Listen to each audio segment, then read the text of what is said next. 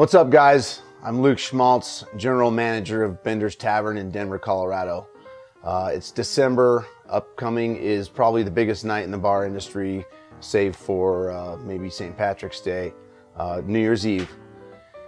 And depending on where you work, if you're working in a restaurant or in a dance club or a rock club, regardless of where you're working, you're probably going to find yourself in a high volume situation. So high volume situation is where you want to be as efficient as possible without compromising quality. The efficiency is really in the minutia, meaning there's tiny little things you can do to shave off a few seconds here and there to make you a little bit faster and to keep the customers flowing, keep them coming, getting their drinks and moving aside so you don't run into a bottleneck situation, no pun intended. So we're going to go over some stuff that's going to show you how to save a couple seconds here and there. And when you're really slamming, about to get in the weeds, these things will help you stay ahead of the curve, so to speak, and maximize your sales and maximize how much money you can make. Okay, the best way to start off a night where you know it's going to be busy is get to your job early, or at least on time. Most places require that whenever your shift starts, you get there at least 5, 10, sometimes 15 minutes earlier. So what you want to do is set up your workstation with all the stuff you're going to need. Make sure you've got your shakers for shots and mixed drinks. Plenty of mixers, grapefruit juice, orange juice, pineapple juice, everything else that should be on your gun. Coke, Sprite, Diet Coke, tonic, ginger ale, sweet and sour, cranberry, and water, of course. Tons of ice, tons of glassware. If you're fortunate enough to have a bar back, your bar back will be replenishing these and washing them for you. If you're working in a small mom and pop spot, then you're going to be on your own, most likely. But make sure you have plenty of fruit cut, lemons, limes, plenty of olives and cherries, oranges cut if you're serving fancy Belgian wheat style beer. And have all the tools you need in your artillery so you can go to war and win.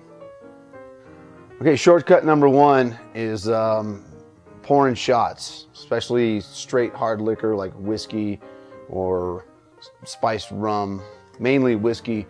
What's happening is people are asking for a Coke back now. So that can eat up a lot of time unless you are going to use both hands. So what you want to do, someone's going to say, okay, I want 3 shots of whiskey and 3 Coke backs. What you don't want to do is pour 1 shot and then put that down and then get the Coke ready and do that. You want, if it's going to be 3 shots and 3 Coke backs, get your shot glasses ready, get your Coke backs ready, and you're going to want to use both hands at the same time.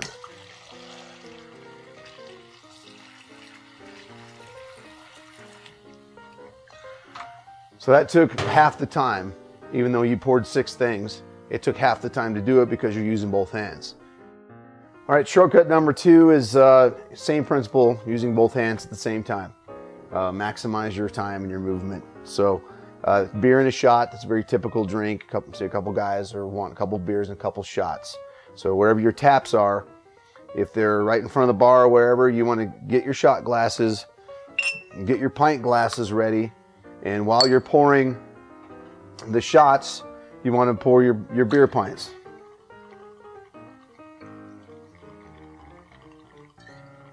Boom.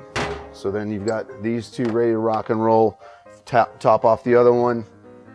And in the time it took you to pour 2 drinks, you poured 4 drinks. And then you're ready to collect the money and go on to the next thing.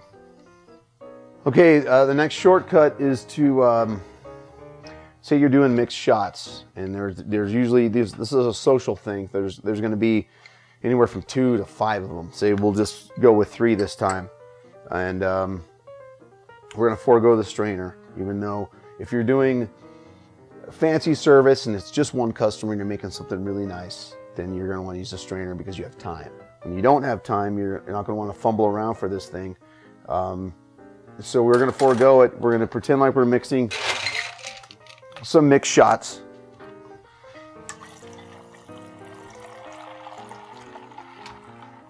Mixed shots, foofy shots, good stuff, good times.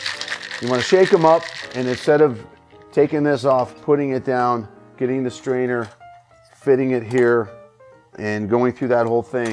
You're going to take your rocks glass that you mix it with, grab it, turn it around, and pour them out.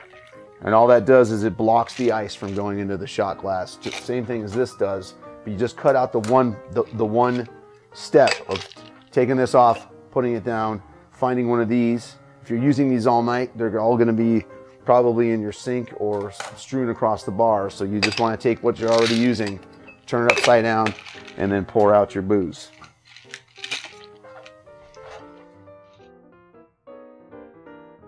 All right, guys, thanks for tuning in. Once again, I'm Luke Schmaltz with Bender's Tavern in Denver, Colorado. I hope these tips are going to help you save a little bit of time on New Year's Eve. I hope you're super busy.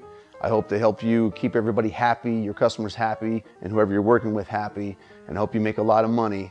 And I hope these tools to put in your arsenal help you win the war. All right, I'm out of here.